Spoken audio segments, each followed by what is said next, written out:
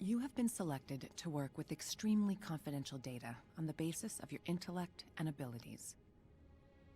New personnel at the Terrigen Initiative are expected to be familiar with all prior findings with regard to the experimental regenerative Terrigen hemoglobin catalyst formula, henceforth the regenerative formula.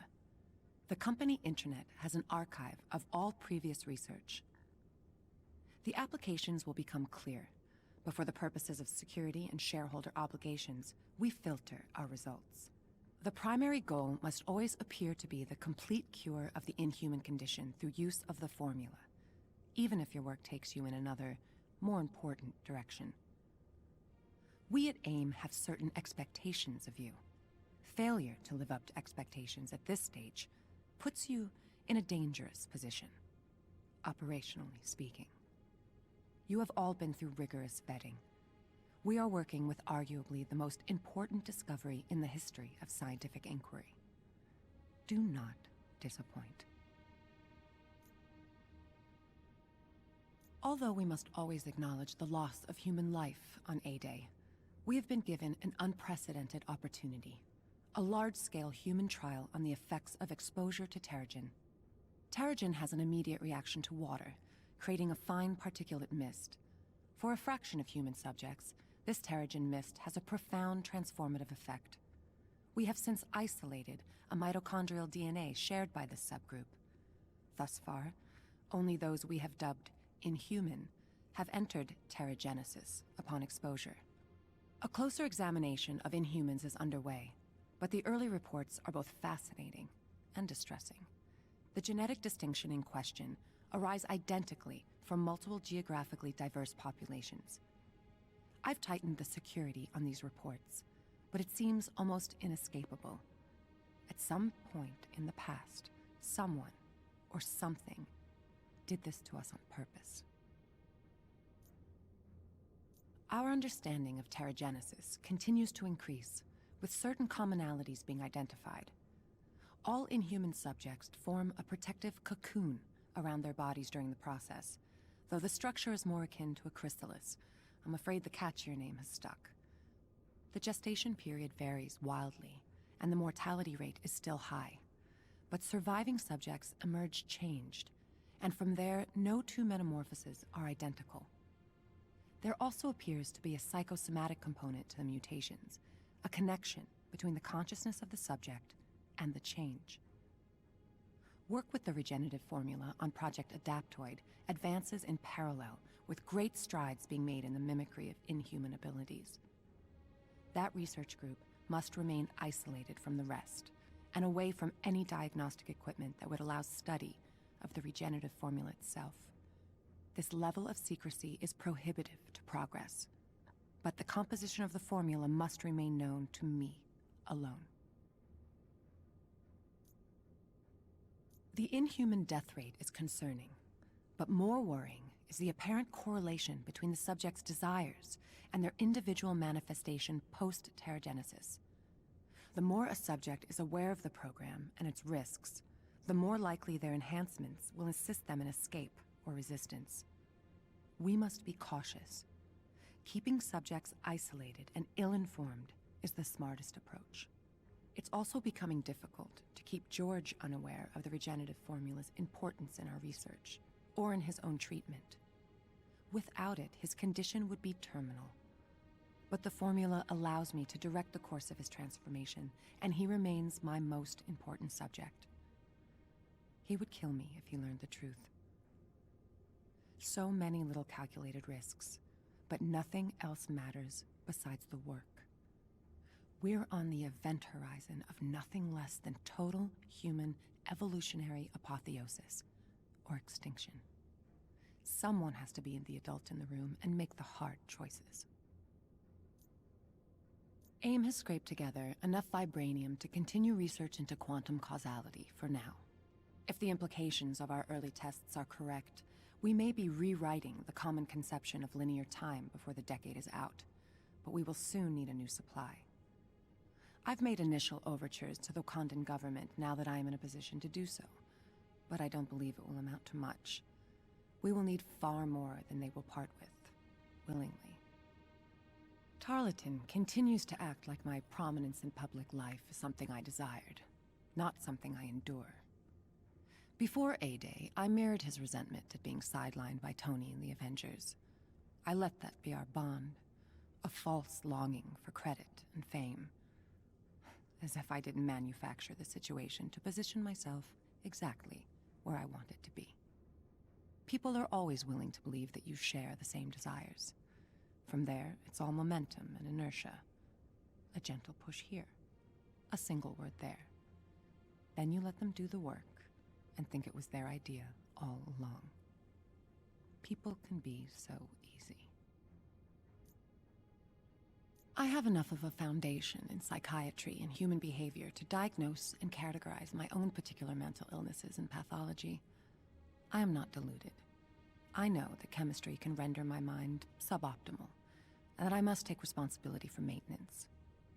Once, to eliminate the possibility of confirmation bias, I hired the best psychologist I could find and allowed unfettered access. I could tell she was horrified, but she hid it well. It was a waste. She refused to believe that I was not made who I am by trauma. She needed so badly for there to be some answer, a clear causation to my need to control, a reaction to a stimulus. The real answer, of course, scared her too much to consider. I'm a shadow without a light source. Trauma didn't make me. I made me.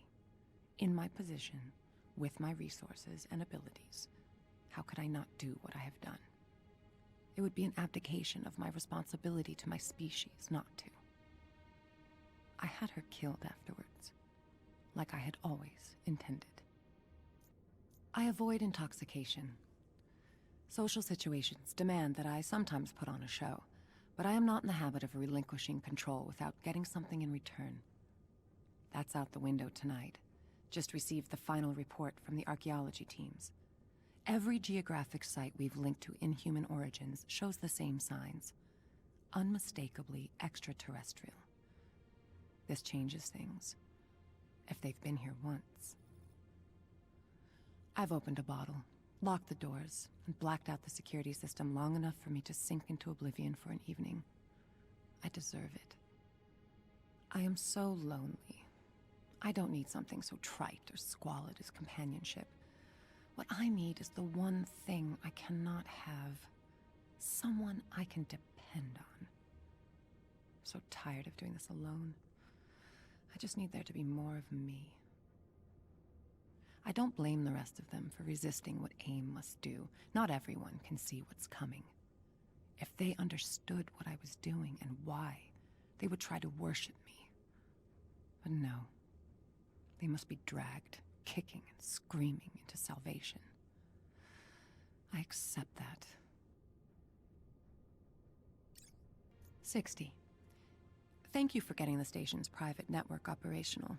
It seems even Tony Stark was unaware of his father's more esoteric enterprises.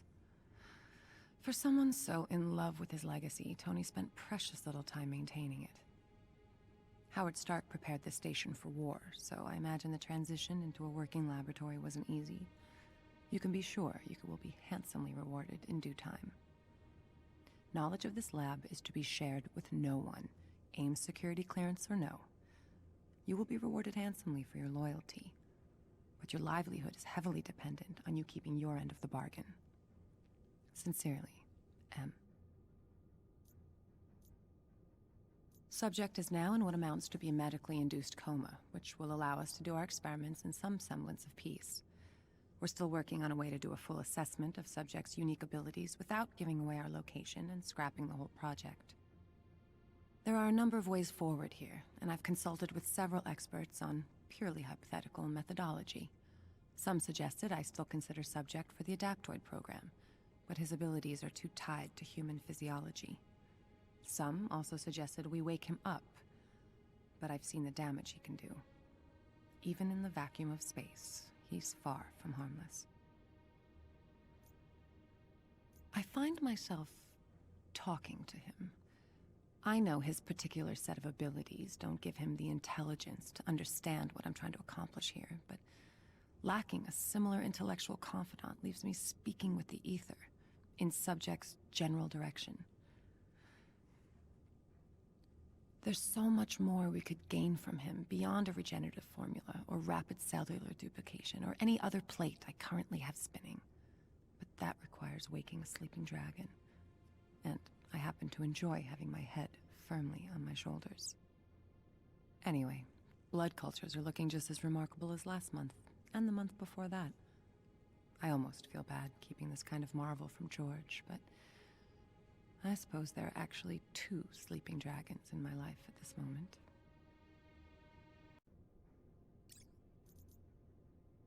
It's taken a little more time than I would have liked to get back into the old routines.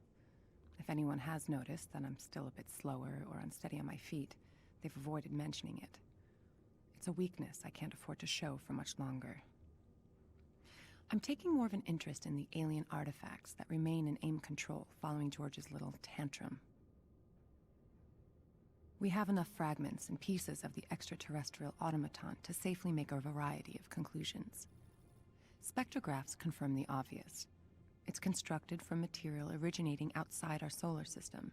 It's bipedal, suggesting its creators either share a similar structural morphology with us, or that they wanted to show a familiar form to the natives. It was also damaged at some point in the distant past, presumably when it was made to lay dormant beneath the bay. Given the presence of Terrigen in the automaton, I would say that the connection to the creation of the inhuman genome in the distant past is likely. Our need for Terrigen is only growing, but we need to be cautious drawing any more from the remains of the automaton. There are too many unanswered questions here.